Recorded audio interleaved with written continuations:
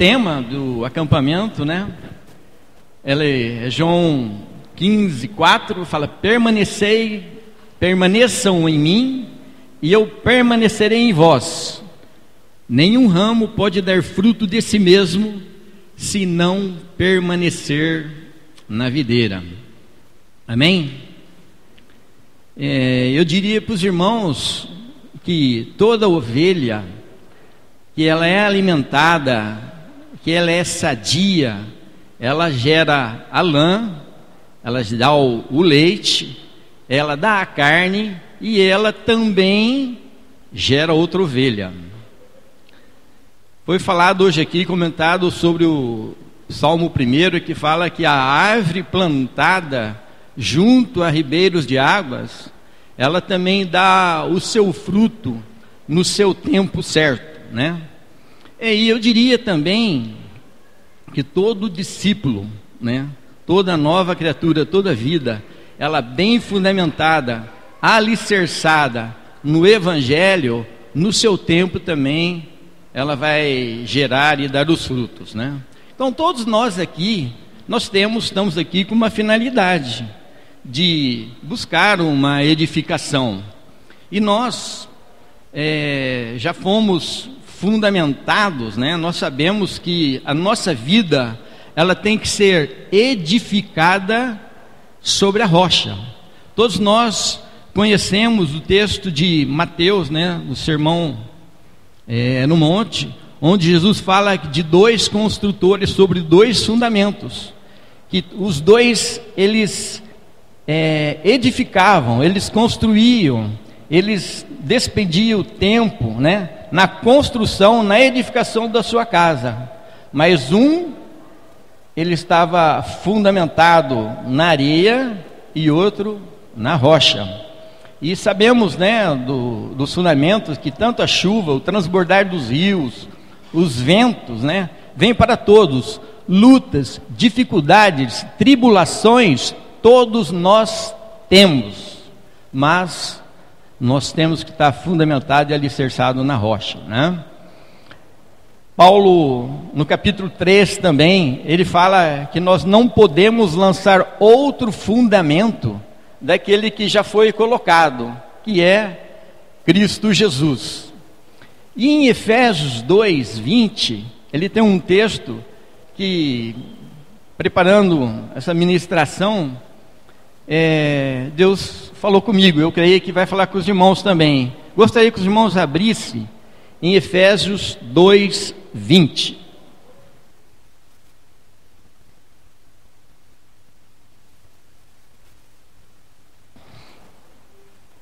Efésios 2:20.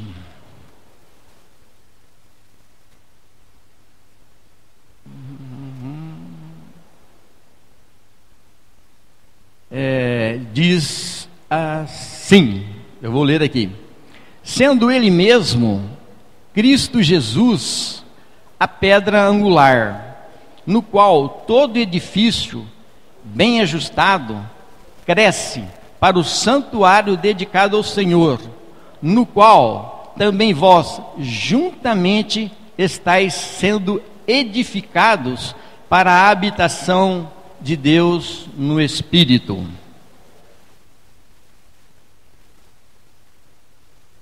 Então, a nossa edificação, aquilo que nós estamos nos empenhando em edificar as nossas vidas, buscamos, é para a habitação de Deus no Espírito. Mas o que me chamou a atenção, às vezes a gente olha na palavra de Deus assim, pedra angular, né? Então a pedra angular era uma pedra fundamental utilizada nas antigas construções, né? Caracterizada por ser a primeira pedra lançada a ser assentada na esquina do edifício, na construção. Então Jesus, ela é a pedra fundamental. Então na construção, toda a primeira pedra a ser colocada era a pedra fundamental. Então na nossa vida, tudo tem que ser baseado primeiramente em Jesus, alicerçado em Jesus. Era formado, né, um ângulo reto entre duas paredes. A partir da pedra angular, eram definidas as colocações das outras pedras, alinhando a construção. Então, irmãos, aquilo que Deus fala nos nossos corações, e nós sabemos, né, que toda a nossa vida, ela tem que ser alinhada em Cristo Jesus, baseada, construída na rocha, e todo o alinhamento da nossa vida, ela tem que ser em Cristo Jesus. E nós sabemos, né, que todos nós temos, conhecemos a palavra que diz que, lá em Filipenses 6, que fala que aquele que iniciou a boa obra em vós, ele há de completá-la até o dia de Cristo. Existe também um alvo, um objetivo, do qual todos nós queremos chegar, né, creio eu, que é um objetivo também de Deus, de ter uma família de muitos filhos semelhantes a Jesus, né? E aqui o objetivo da nossa vida, ele está, Efésios 4,13, um versículo também que os irmãos conhecem, que fala: até que todos cheguemos à unidade da fé e do pleno conhecimento do Filho de Deus, a ser varão perfeito, à medida da estatura da plenitude de Cristo. Então, quando nós somos inseridos no corpo de Cristo, na videira verdadeira, aí já o Pai é nosso, o pão é nosso, acaba de individualidade. E aqui nós podemos perceber que até que todos cheguemos, né? Então é para todos. Então, na nossa vida, na nossa edificação, fala sobre como casa, né? Nós temos o alicerce, e depois você começa a construir em cima desse alicerce. E a palavra não fala sobre coluna nesse sentido, mas eu diria que tem 3 virtudes da graça de Deus, que ela às vezes vai nos nortear, vai dar uma sustentação para nós na nossa caminhada. E essas 3 virtudes que é da graça de Deus é a fé, a esperança e o amor. É sobre essa base dessas virtudes que eu gostaria de conversar e falar com os irmãos, né? E esse texto, ele está associado, fé, esperança e amor, em 7 passagens da Bíblia. Em 7 textos, os irmãos vão ver que aparecem essas 3 palavras: fé, esperança e amor. E talvez a mais conhecida, eu creio eu, que seja de 1 Coríntios 13, né? Onde que ali no capítulo 12 fala dos dons, né? Que todo mundo quer alguma coisa de algo sobrenatural. Depois no final do capítulo 12, Paulo fala assim: e eu mostrarei um caminho mais excelente. Aí ele começa a falar do amor, é um caminho mais excelente. E no término ali do capítulo 13, fala assim que a fé e esperança, né? No final fica fé, esperança e o amor, e deles 3, né? O amor é o maior. Amém? Até aqui tudo bem? Então eu falo que a fé, a esperança e o amor, às vezes serve para nos nortear, nos alinhar inseridos dentro da igreja, do corpo de Cristo, né? E dar um prumo das nossas vidas. Eu diria que a fé, ela é a esperança da vida cristã na nossa relação com Deus. Toda a nossa relação com Deus, ela tem que ser baseada na fé. O amor, ele representa o aspecto da nossa relação com o próximo. Então, quando se fala de amor, na palavra de Deus, ele mostra, é sempre relacionado entre nós. No nosso convívio, com os nossos cônjuges, com as nossas esposas, com os nossos filhos, no nosso trabalho e entre a igreja, que nós também, o amor, ele sempre quando se fala, ele vai falar da nossa relação que nós temos como família e como igreja. E a esperança, né, toda a nossa vida, ela está baseada sobre uma grande esperança, que é proclamada pela palavra da verdade do Evangelho. Isso está em Colossenses 1,5, que fala que ela é proclamada a esperança, né? Pela palavra da verdade do Evangelho. Então, eu diria que essas três virtudes, ela está diretamente relacionada com o fundamento, com a base, com a rocha, que é Cristo Jesus. Por quê? Porque a fé, ela vem de Deus, de Jesus, né? E ela está também voltada em Jesus. E a esperança, ela é uma continuação da fé, né? Por exemplo, se nós não temos fé, nós não temos esperança. E quando você tem a fé, a esperança, você tem o amor. Amém? Então o texto que eu gostaria de basear e falar sobre a fé, esperança e amor, ele se encontra em 1 Tessalonicenses 1, verso 2 e 3.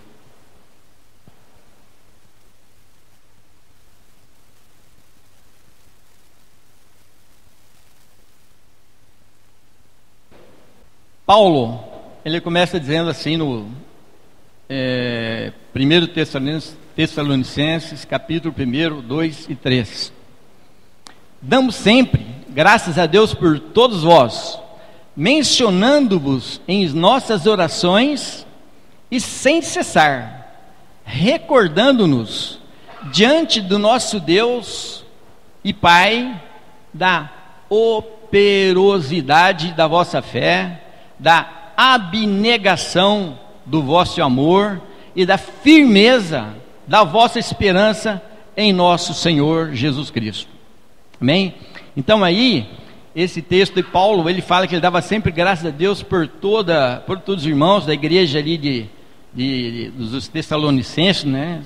Que ele mencionava os irmãos nas orações e citava diante de Deus, e era sem cessar, e ele recordava diante do nosso Deus e Pai, né? Da operosidade da fé, da abnegação do vosso amor e da firmeza da esperança em nosso Senhor Jesus Cristo.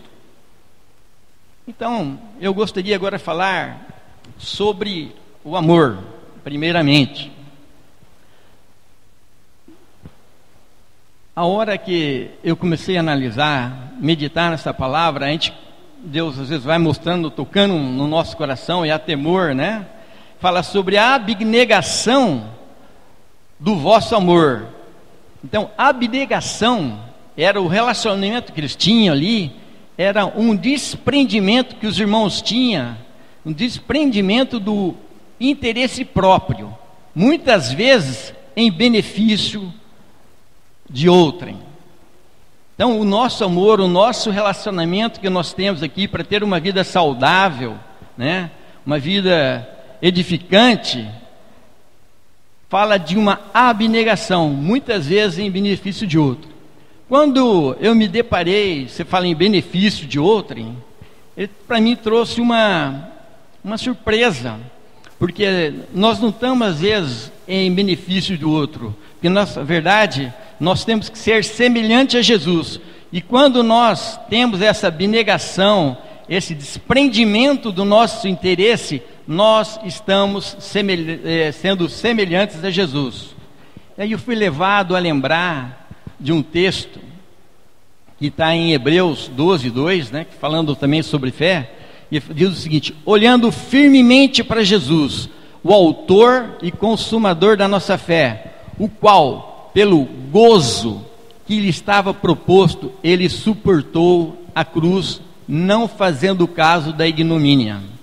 Então, o amor, essa abnegação que Jesus teve, ele foi pela alegria, pelo gozo que estava proposto. Ele não estava olhando a situação assim, mas ele estava olhando lá na frente, né? Que depois fala que ele sentou à destra do Deus Pai.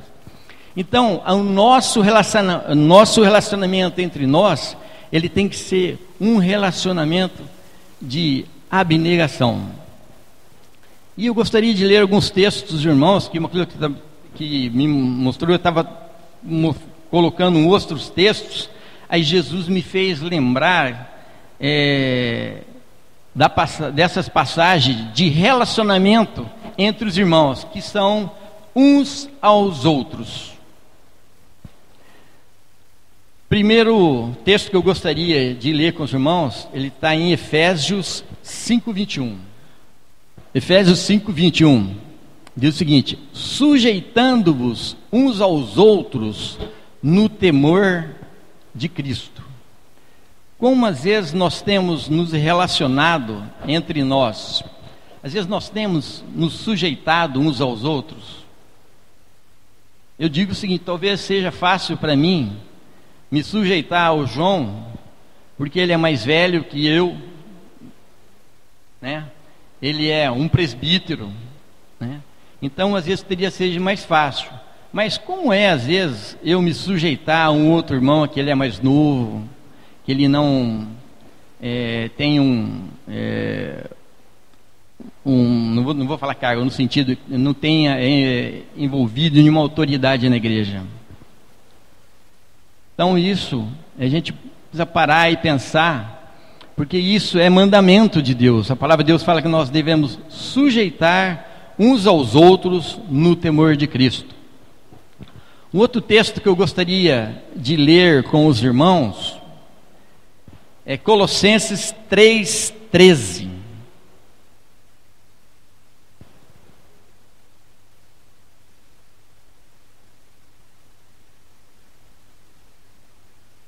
Colossenses 3:13.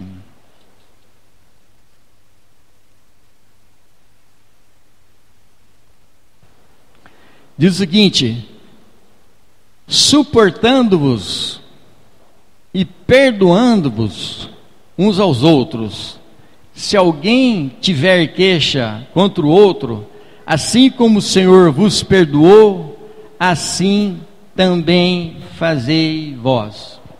Então, é outro mandamento também, que a palavra diz que nós temos suportar-vos, né, uns aos outros. Muitas vezes, ser suporte, né, é você estar dando sustentação, estar por baixo, para que o irmão ele possa ser edificado, abençoado, né? E perdoando também. Muitas vezes nós temos dificuldade. A palavra diz que se alguém tem queixa contra o outro, assim como o Senhor vos perdoou, assim também fazei vós. Amém? Então isso é mandamento, isso é relacionamento, é um relacionamento de amor. Então a igreja, nós temos uns aos outros para crescermos em graça, né, e sermos edificados. É um mandamento de suportar uns aos outros. Romanos 12:10 também, os irmãos não precisam de ler, né? Eu vou abrir, eu vou falar aqui para dar continuidade aqui, né? Então fala aqui: preferindo-vos em honra uns aos outros. Qual tem sido às vezes a nossa posição? Nós queremos a honra, ou nós às vezes abrimos mão de honrar aos nossos irmãos, os mais velhos, aqueles que de estar sujeito também e honrar. Isso também é outro mandamento que está escrito na palavra de Deus. E um outro mandamento também é João 13:34. Esse versículo, eu creio que todos os irmãos conhecem. É um versículo bastante conhecido nosso. Ele está em João 13:34.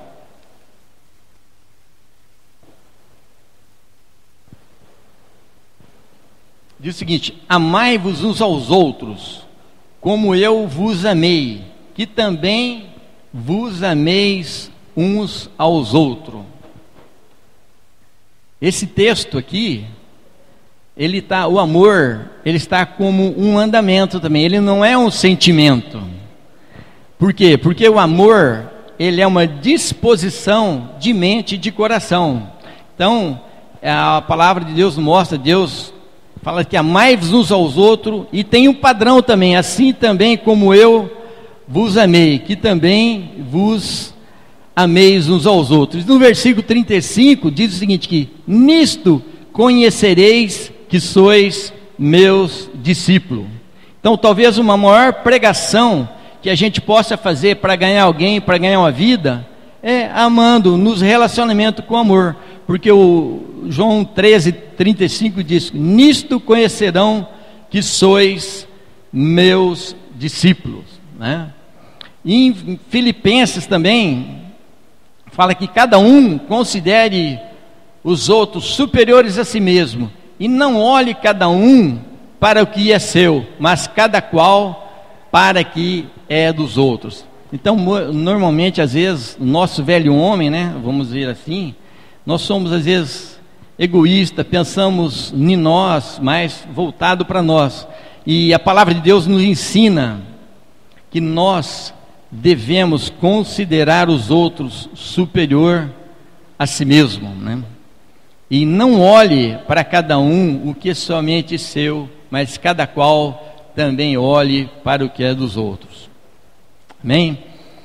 Um outro texto que eu gostaria de ler com os irmãos, foi comentado, o Daniel ministrou sobre unidade, e João 17:21, eu estava olhando, né, porque a gente sempre ora para que Deus sejamos aperfeiçoados na unidade, e na verdade, se a gente analisar friamente aqui, nós temos que nos amar. Quando nós temos esse amor que abre mão em benefício do outro, que se sujeitam uns aos outros, que suportam um ao outro, que perdoa, nós estamos sendo aperfeiçoados na unidade.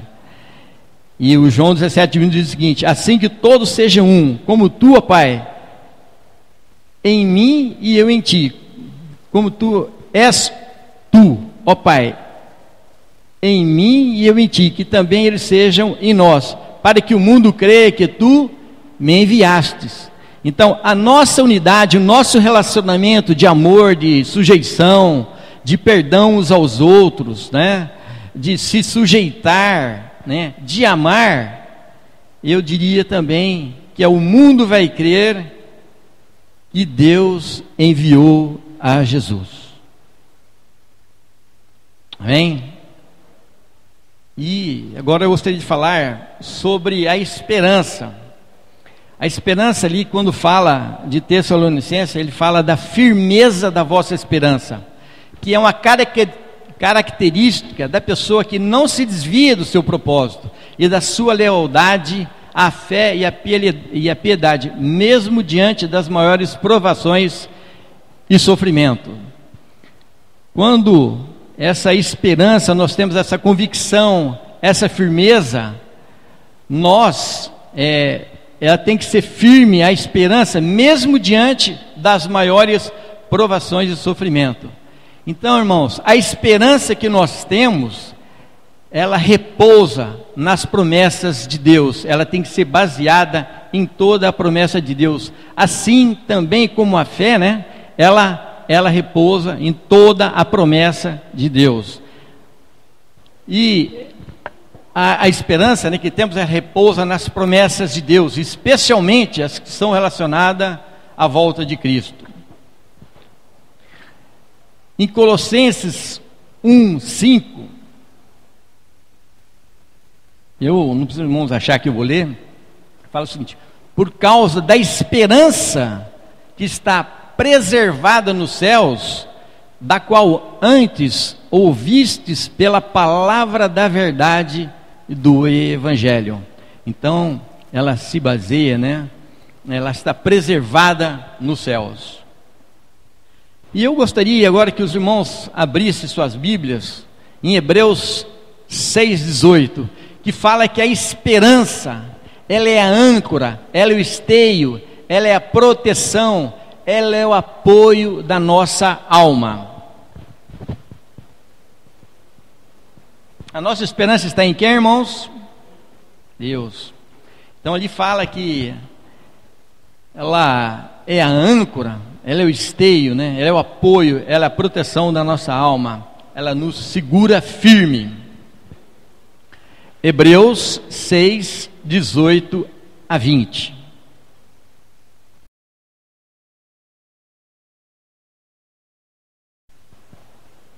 Hebreus 6:18-20 diz o seguinte: para que, mediante duas coisas imutáveis, nas quais é impossível que Deus minta, forte alento tenhamos nós que já corremos para o refúgio, a fim de lançar mão da esperança que ela está proposta, a qual temos por âncora da alma, segura e firme, que penetra além do véu, onde Jesus, como precursor, entrou por nós, tendo ele tornado sumo sacerdote para sempre, segundo a ordem de Melquisedeque.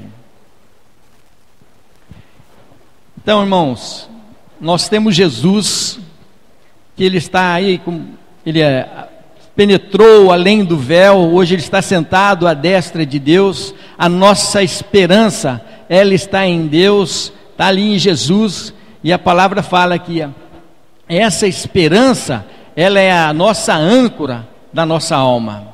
Sem esperança, sem fé, sem esperança, nós estávamos perdidos, né? E outro texto também que fala sobre a esperança, é um texto de Romanos 5:5, e ele fala, esse texto, e essa esperança que nós temos de Jesus, ela não nos deixa desapontados. Romanos 5:5 diz o seguinte: ora, a esperança, ela não confunde, porque o amor de Deus está derramado em nosso coração pelo Espírito Santo que nos foi outorgado. A esperança, ela não confunde, porque o amor de Deus foi derramado no nosso coração pelo Espírito Santo e que nos foi outorgado. Então, o Espírito de Deus, ele testifica no nosso espírito, né? Que nós somos filhos de Deus e nós temos esperança. E a esperança também, ela vem de Deus. E Romanos 15:13 diz o seguinte: que o Deus da esperança vos encha de gozo e paz no nosso crer, para que sejais ricos de esperança no poder do Espírito Santo. Amém? Então a esperança, ela vem de Deus, que fala que e o Deus da esperança, né, nos encha de gozo e paz no vosso crer, para que sejais ricos de esperança no poder de Cristo. E por último, nessas 3 colunas, fala sobre a fé. E a fé, às vezes, quando eu comecei a meditar, estudar sobre isso, normalmente, né, em algum tempo a gente pensa que a fé é alguma coisa longe, distante. E eu diria que a fé, ela tem uma fonte, ela tem um nome e ela tem um endereço. A fé, a fonte, ela é Jesus, a fonte é Jesus, e o endereço é a palavra de Deus. Nós vamos ver aqui que a fé é alguma coisa assim que nós, palpável, que nós podemos buscar, e que Deus nos abençoa, e nós vamos ter fé. Vai ser uma igreja poderosa de fé, e uma definição de fé, né, que os irmãos conhecem, o texto aí de Hebreus 11, fala que a fé é a certeza das coisas que se esperam, a convicção de fatos que não se vê. E toda vez que, às vezes, falamos de fé, às vezes nós lembramos, talvez a maioria dos irmãos lembra de Abraão, que fala que é o pai da fé. E aí, ele é um personagem do Velho Testamento, vamos assim dizer, né? E ali você vê no Velho Testamento, você não vê nenhuma palavra fé ali.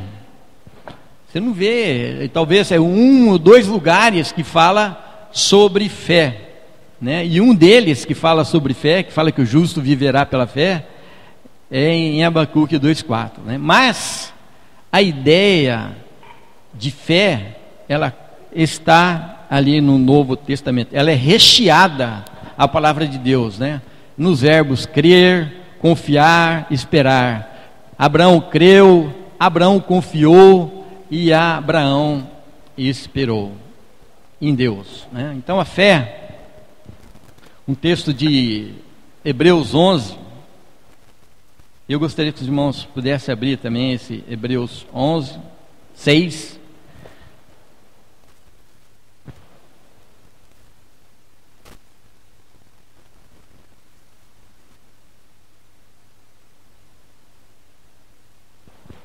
Hebreus 1,6 fala assim, que ora, sem fé é impossível agradar a Deus, porque é necessário que aquele que se aproxima de Deus creia que Ele existe, que se torna galardoador dos que o buscam, né?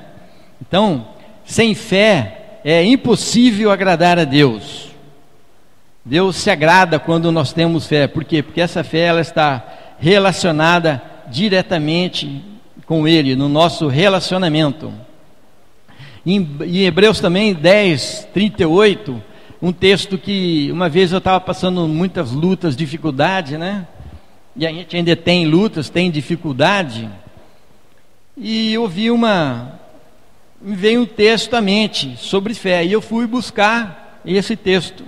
E esse texto aqui também não esqueço dele, que ele se encontra em Hebreus 10, 38, que diz o seguinte: mas o meu justo viverá da fé, e se ele retroceder, a minha alma não tem prazer nele. Então, irmãos, mesmo diante das lutas, das dificuldades, nós temos que andar e viver por fé, porque a palavra de Deus fala assim, que o justo viverá pela fé, e se ele retroceder, a minha alma não tem prazer nele. Um outro texto também, está em Coríntios, que fala que nós andamos por fé e não pelo que vemos. Então, o nosso andar, o nosso caminhar, ele tem que ser por fé, né? E não pelo que vemos, porque aquilo que vemos é temporal, mas aquilo que não vemos é eterno. E outro texto também falando sobre fé, né? O texto às vezes traz uma certa apreensão, né? Que é o Romanos 14, 23, que fala assim: tudo o que não provém de fé é pecado. Então aqui, irmãos, há um alerta de Deus para as nossas vidas. Tudo aquilo que nós fazemos, né, qualquer que seja, relacionado ao nosso trabalho, relacionado à igreja, relacionado à nossa vida pessoal, ela tem que ser provida de fé. E aqui, quando nós lemos lá o texto em Tessalonicenses, né, fala da operosidade da fé. Então, operosidade é quando a fé ela opera, ela realiza, ela trabalha, ela produz alguma coisa. Então, a operosidade da fé, ela reage diante das circunstâncias. Então, irmãos, nós, em todas as nossas circunstâncias que nós passamos, de luta, dificuldade, em qualquer situação, uma fé que ela é operosa, ela vai reagir diante das circunstâncias, quer sejam elas boas, ruins, mas a fé, ela reage, porque é uma fé que ela é operosa. E eu vou dar um exemplo para os irmãos aqui, de uma irmã, amada irmã aqui, que ela teve uma reação, né? Ela não ficou inerte, a palavra, né? Maria, quando ela recebeu a visita do anjo Gabriel, que ele trouxe a notícia que ela daria à luz ao Filho de Deus, ela reagiu, ela teve uma reação diante do anjo Gabriel. Ela disse o seguinte: eis aqui a tua serva, né? Aqui está a serva do Senhor, que se cumpre em mim conforme a tua palavra. Irmãos, todas as situações nós temos que reagir nas situações. Então, nós temos muitas lutas, muitas dificuldades. Eu creio que estamos vivendo os últimos dias, os últimos tempos. Então, lutas, dificuldades, provações, né? Tudo isso nós temos, todos nós temos. E as lutas, as provações, as tentações, eu diria que ela tem uma finalidade. que é nos tirar do propósito eterno de Deus, tirar da presença de Deus, tirar a nossa fé. E eu vou dar um exemplo, na Bíblia fala sobre isso. Em Lucas 18:8, no final, a parte B, eu falo que até eu diria ter, não fala como sinal, né? Mas aqui diz o seguinte: contudo, quando vier o Filho do Homem, isso é Jesus falando, viu, irmãos? Jesus disse aqui, ó: contudo, quando vier o Filho do Homem, achará porventura fé na terra? Então, em função dessas lutas, das nossas dificuldades, a fé, ela acaba, aqui a palavra de Deus, Jesus fala, achará fé na terra. E a palavra de Deus também fala que se tivermos fé como um grão de mostarda, fala no texto lá que a gente fala para o monte e ele sai do lugar. Então, se tivermos fé com um grão de mostarda, todas as nossas lutas, dificuldades, problemas, ansiedade que nós temos pela fé, ela vai acabar, né? Ela some. Então, e a gente pensa assim, bom, como é que nós vamos obter fé? Uma que nós sabemos que a fé, ela vem de Deus.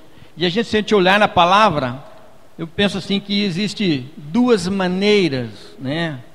Ou melhor, eu vejo, aqui eu pesquisei duas formas, né? De aumentar a fé, vamos assim dizer. Uma, que os discípulos, quando eles estavam se relacionando com Jesus, eles chegaram e pediram para Jesus: Senhor, aumente a nossa fé. Então, na nossa vida, nas nossas lutas, diante das dificuldades, nas nossas ansiedades, nós temos, sim, nós podemos orar, pedir para que Deus aumente a fé. E uma outra maneira, tem um texto bíblico que para mim,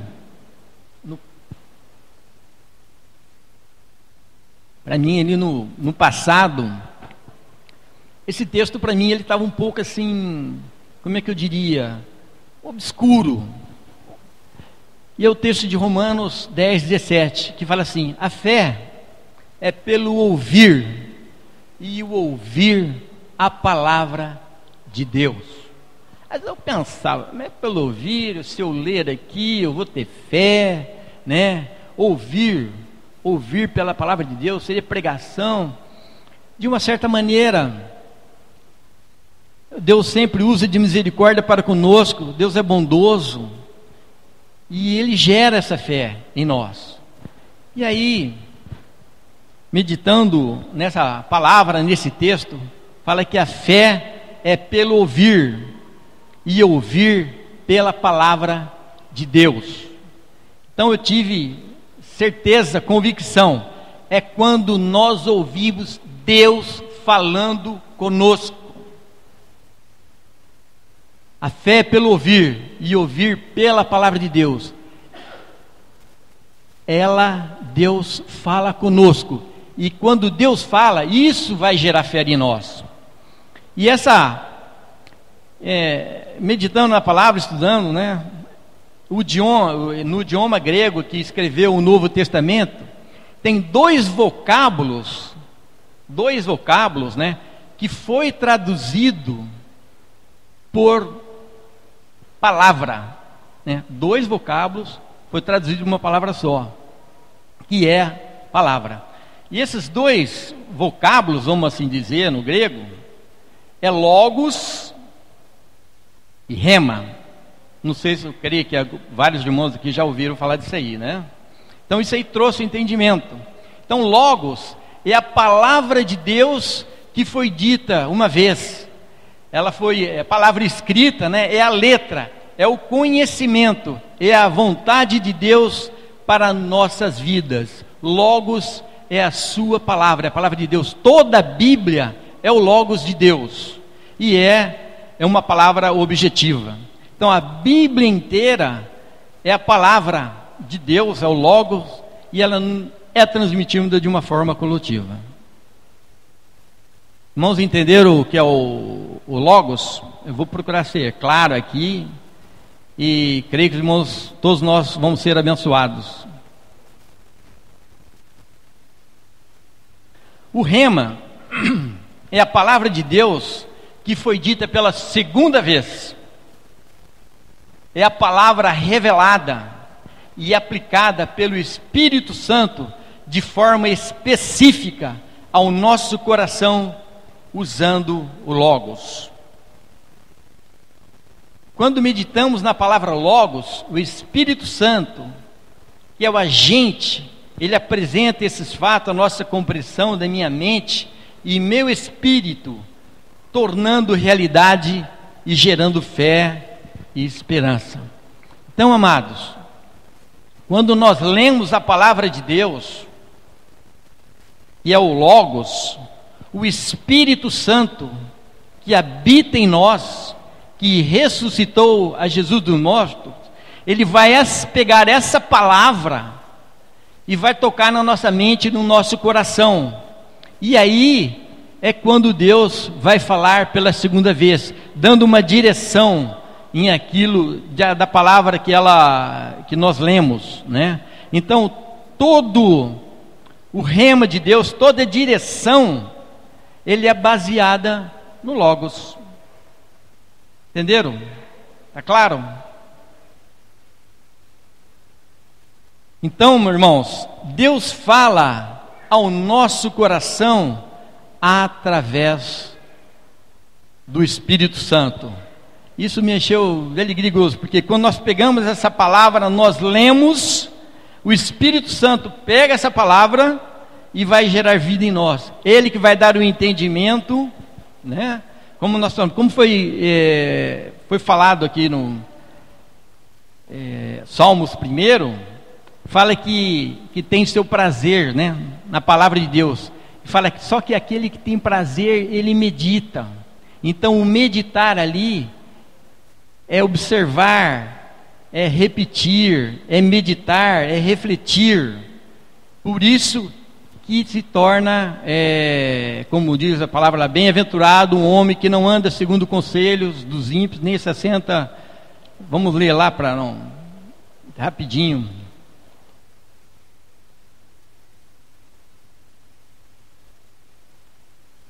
Bem-aventurado o homem que não anda segundo no conselho dos ímpios, nem se detém no caminho dos pecadores, nem se assenta nas rodas dos escarnecedores. Antes tem o seu prazer na lei do Senhor, e na sua lei medita de dia e de noite. Então é quem medita, quem lê ali a palavra, que medita. Ele fala que ele é como árvore plantada junto à corrente de águas, que no devido tempo dá o seu fruto e cuja folhagem não murcha, e tudo quanto faz prosperará, ele será bem sucedido. Então, rema, irmãos, é uma palavra transmitida com uma finalidade, ela é específica, numa sentença, né, um comando. É aquilo que Deus fala conosco pessoalmente. É a palavra ardendo no nosso coração. É o poder de Deus atuando com um propósito específico no nosso espírito. Por isso que muitas vezes a gente vê um irmão falar assim: olha, eu leio várias vezes esse texto e não me falou. Hoje eu li, eu tive um entendimento. Às vezes passa por um texto várias vezes, você não percebe às vezes uma riqueza, né? E às vezes ali Deus dá um rema para nós, né? Então somente os remas, né, a palavra de Deus, né, somente os remas de Deus é capaz de alimentar a nossa alma, trazer refrigério, gerar fé e produzir vida no Espírito. Amém? Então, como eu falei, todos nós somos tentados nas lutas, nas dificuldades, nas nossas ansiedades. E então somos às vezes tentados, né? E o que às vezes nos livra da tentação, do pecado e de tudo isso, de errarmos, são os remas de Deus. Adão, ele foi tentado no jardim do Éden, Jesus foi tentado, e nós somos tentados. E toda vez esse alvo, esse objetivo do tentador é de nos desviar da presença de Deus, tirar o foco de Deus, para que nós possamos olhar para as nossas dificuldades que roubam nossa fé, tiram nossas esperanças, e muitas vezes nós nos tornamos infrutíferos por causa dessas tentações, das dificuldades, das tribulações que nós temos. Jesus, ele foi tentado, né? Ele passou por uma provação. Todos os irmãos conhecem, e depois que ele foi batizado, ele foi para o deserto, e ele foi levado pelo Espírito Santo ao deserto para ser tentado pelo diabo.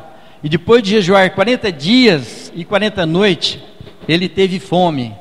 Então o tentador, aproximando, lhe disse: se és filhos de Deus, manda que estas pedras se transformem em pães. Jesus, porém, respondeu: está escrito, não só de pão viverá o homem, mas de toda a palavra. Ali foi um rema que ele teve, né, que procede da boca de Deus. Porque Jesus, ele tinha essa palavra no coração. E essa palavra, quando nós temos essa palavra no coração, o Espírito Santo, ele vai agir nas nossas vidas e faz ela gerar vida, né, trazer um rema. E aqui Jesus, ele teve um rema. Ele falou: não só de pão viverá o homem, mas de toda a palavra que sai da boca de Deus. Irmãos, nesse mesmo texto, aparece 3 vezes o diabo, o Satanás, dizendo para Jesus: se és filho de Deus, por 3 vezes, trazendo dúvida. E muitas vezes Satanás traz dúvida no nosso coração, que nós não somos filhos de Deus, que os irmãos não nos amam. E nessas 3 vezes, eu penso que a Bíblia relata, que eu não estou lembrado, dessas 3 vezes, e quando ele estava na cruz também, ele falou: se és filho de Deus, desça daí, salva-te a mesmo e salva-me a nós. E eu queria dizer que Jesus, ele não teve nenhuma dúvida da filiação dele de Deus, porque ele tinha um rema claro de Deus. Porque quando ele foi batizado por João Batista, Deus disse assim: ó, este é meu filho amado, em quem me comprazo. Muitas vezes o inimigo também quer lançar nas nossas mentes, nas nossas vidas, dúvidas, mentiras. Outra coisa, mentira, quando o inimigo lança na nossa mente e no coração, ela não é uma mentira deslavada, ela sempre vem com uma roupagem de verdade. Por isso, nós temos que ter a palavra de Deus na nossa mente, no nosso coração, para não sermos confundidos. E eu queria dizer, se o inimigo uma vez já lançou uma dúvida contra você, que os irmãos não te amam, ou que você não é filho de Deus, eu diria para você que em João está escrito que: mas todos quanto receberam, né, deu-lhes o poder de serem filhos de Deus, a saber, os que creem no seu nome, os quais não nasceram do sangue, nem da vontade da carne, nem da vontade do homem, mas de Deus. Então, irmão, nós somos filhos de Deus, e nós não nascemos nem do sangue, nem da vontade da carne, e nem da vontade do homem, mas nós nascemos segundo a vontade de Deus. Irmãos, quando nós lemos a palavra, e como eu já disse, essa palavra, o Espírito Santo, ele pega essa palavra e no nosso coração, ele coloca no nosso coração, na nossa mente, e isso vai nos gerar vida, vai gerar fé, vai gerar convicção e esperança. Nós temos essa necessidade de ter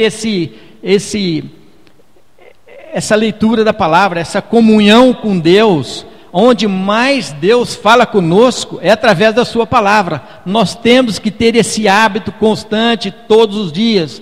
Eu confesso que às vezes não consigo todos os dias, mas é necessário, porque essa palavra, que ela, quando ela traz rema, ela alimenta o teu espírito, ela alimenta a tua alma, ela refrigera a tua alma e ela te gera fé para que nós possamos vencer nas lutas, nas dificuldades. Esses dias, lendo, meditando algumas coisas aqui, e tenho passado por lutas, por problemas, e graças a Deus, Deus tem me dado graça. E, aliás, até estou aqui pela fé, né? E pelo amor dos irmãos, lendo uma palavra de Deus, eu fui tocado, movido, me trouxe alegria, me trouxe paz. Então, muitas vezes nós não lemos a palavra, não temos essa intimidade com Deus. E como é que o Espírito Santo vai pegar essa palavra, esse logo, e falar conosco, trazer uma rema, trazer uma direção? Muitas vezes é porque às vezes nós não temos tido essa intimidade, esse relacionamento com Deus. Eu estava lendo um texto,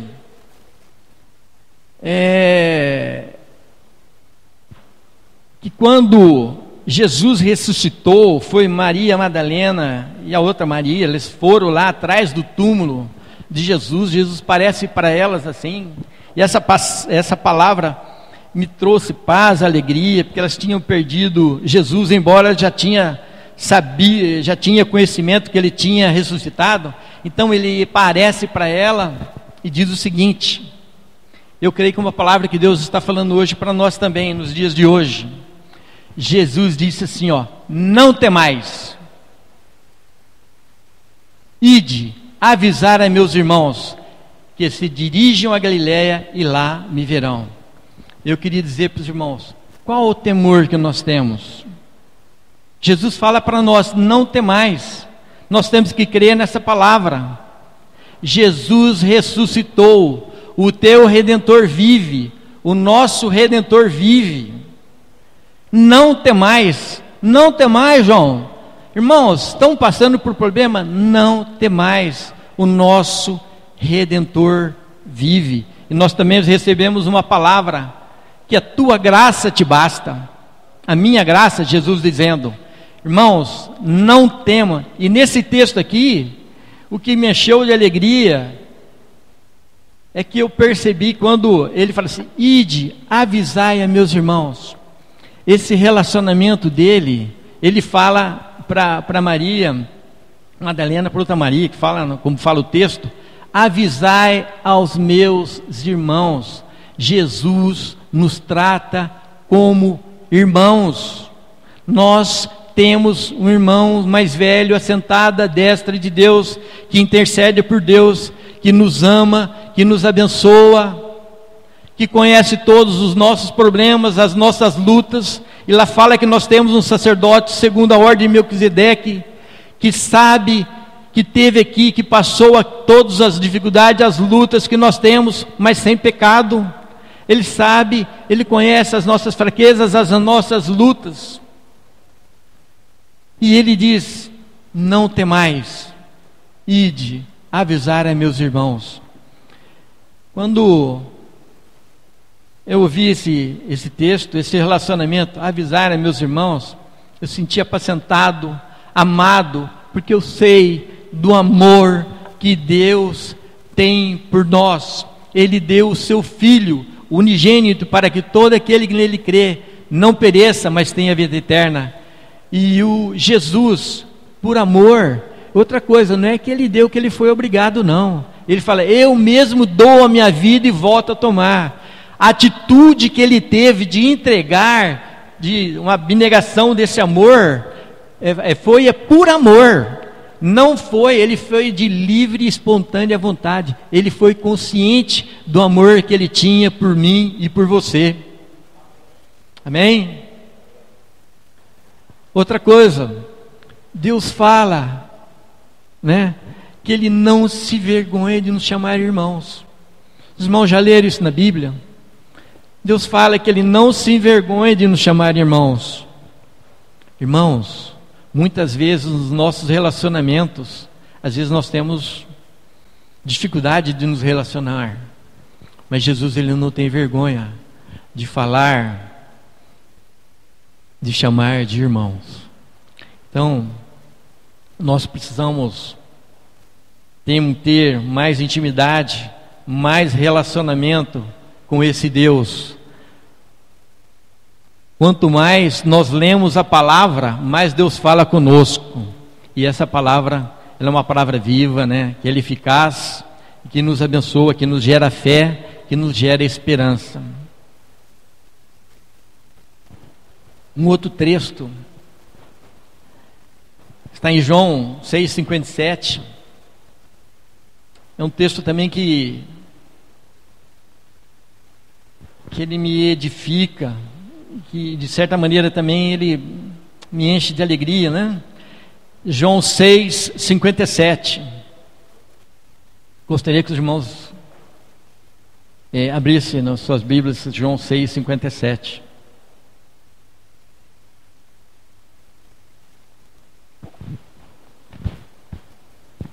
Está estendendo, já estou terminando, irmãos.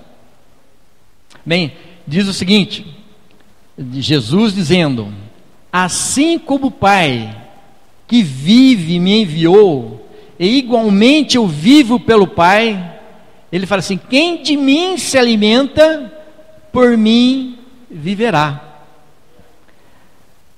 Assim, eu vou mudar um pouco a tradução, que não deixa de estar errado, né? Assim como o Pai que vive me enviou, igualmente eu vivo pelo Pai. Jesus dizendo que ele vive pelo Pai, ele não vive por ele não veio aqui para fazer a vontade dele, ele sempre fez a vontade do Pai. Ele fala que também quem de mim se alimenta, esse alimentar é alimentar da palavra. Jesus é o verbo eterno, é essa palavra que gera vida, que te alimenta, que sustenta, que te fortalece. Fala que também quem de mim se alimenta, por mim manifestará a minha vida. Esse viverá, por mim viverá, é no sentido de manifestar a vida de Cristo. Toda vez que nós temos essa intimidade, esse relacionamento com Cristo, nós vamos manifestar a vida de Cristo e não a nossa. Por isso seremos abençoados, podemos ser frutíferos, ser manso como Jesus, ser humilde. Por quê? Porque nós estamos alimentando da palavra. Alimentar de Cristo é ler a sua palavra, é meditar, é ter uma intimidade com Cristo através da palavra. Em outro texto, que normalmente todos nós queremos nos assemelhar com Jesus. Eu creio que essa é a vontade, o desejo de todos os irmãos. Estamos terminando mais 2 versículos, né? 2 Coríntios 3,18.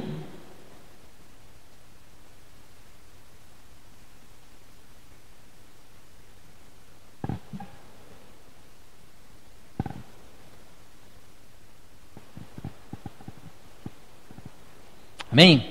Aí diz o seguinte, Paulo fala assim: e todos nós, com o rosto desvendado, contemplando como por espelho a glória do Senhor, nós somos transformados de glória em glória na sua própria imagem, como pelo Espírito do Senhor. Irmãos, você quer ser semelhante a Jesus? Aqui esse texto, ele fala como nós devemos, como nós vamos ficar parecendo. Ele fala que nós temos que, fala que todos nós, né, contemplando, né, como por espelho a glória do Senhor, nós somos transformados de glória em glória. Então toda vez que nós contemplamos a palavra de Deus, nós meditamos, nós refletimos, nós examinamos a palavra de Deus, essa palavra que é viva, ela é eficaz, o Espírito Santo vai gerar em nós essa fé, e nós somos transformados, né, como diz aqui, transformados de glória em glória na sua própria imagem. Isso é outra verdade também, né? Toda vez que nós contemplamos a Jesus, de que maneira que nós vamos contemplar? É lendo a palavra de Deus. É quando fala lá que, no texto lá de Mateus 11, 28, né? Mateus 11, 28 fala, eu tenho que ver rapidamente.